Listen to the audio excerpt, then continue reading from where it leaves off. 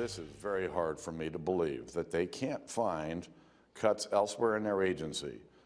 I frankly think this is outrageous. And I'm looking for more facts, but I can't believe that they can't find the kind of savings they need out of that department, short of letting criminals go free. There were more than 2,000 people freed from American jails in the last year to save money. The key here is those people allegedly had minor criminal records. Your government didn't think that was such a big deal, so they told Congress exactly that. And now it turns out they may have been dropping more than a little smoke on everybody involved.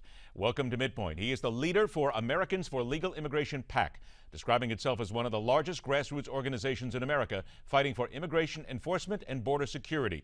William Gheen joins us today. William, thanks so much for being here. Thank you.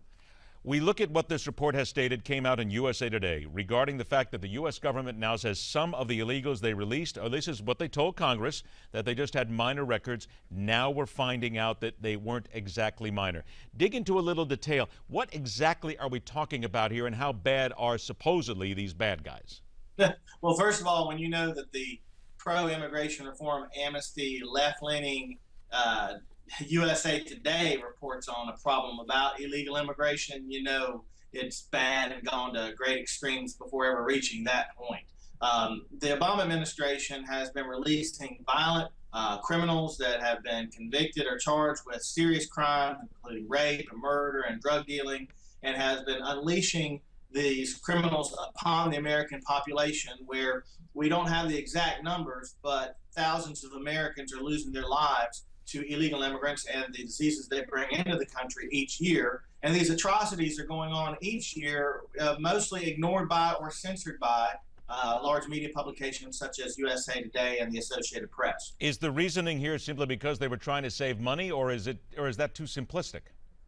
Well, there's a lot of different actors involved with the support of the illegal immigrant invasion of America. You have to understand that when an illegal immigrant crosses our border after paying drug smugglers thousands of dollars to do so at night, they instantly have the U.S. Chamber of Commerce, the National Council of La Raza, top tiers of both the Democratic and Republican Party, as well as many billionaires such as George Soros and Michael Bloomberg and Rupert Murdoch, are all on their side at that moment. So you have an invasion that's being conducted here by a lot of different actors and have a lot of different types of things to gain, from simple greed and increased profits for their companies and businesses, to others that see this as a way to overthrow the American Republic, to take the current stock of Americans, throw us out of our jobs and homes and elections, and replace us with a population that's more, I guess, agreeable to their political agendas or worldview. William, how do we answer those in the report who say that it was only several people, and again I'm quoting from USA Today, only several had been arrested or convicted on charges, and the government is apparently stating here that these people were released with electronic monitors or other forms of supervision? Well, that's the rub right there. That's the reason that USA Today is even reporting this.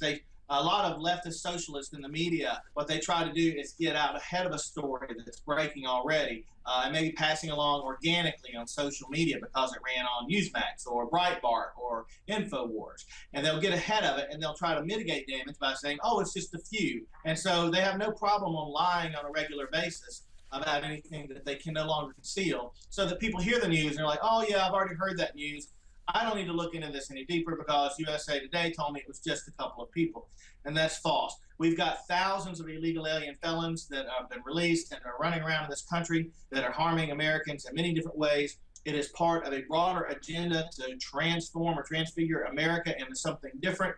It's being conducted with the backing of elite lawmakers and financial forces, and the end result is that thousands of Americans are losing their lives because of it. The government's number one obligation to the people that pay for this government and are supposed to be self-governed under this government is to protect those of us that live here, citizens, families of citizens that have paid blood, treasury, sweat to build this nation. We're supposed to be protected from people or things such as diseases that would come from outside of our country here and harm us in any way. And not only is our government failing to do its job on that, our government is an active participant and a facilitator in conducting this. And so is John Boehner, who comes out and does this acting role where he's got to stay tan to play his role as Obama's opponent on television.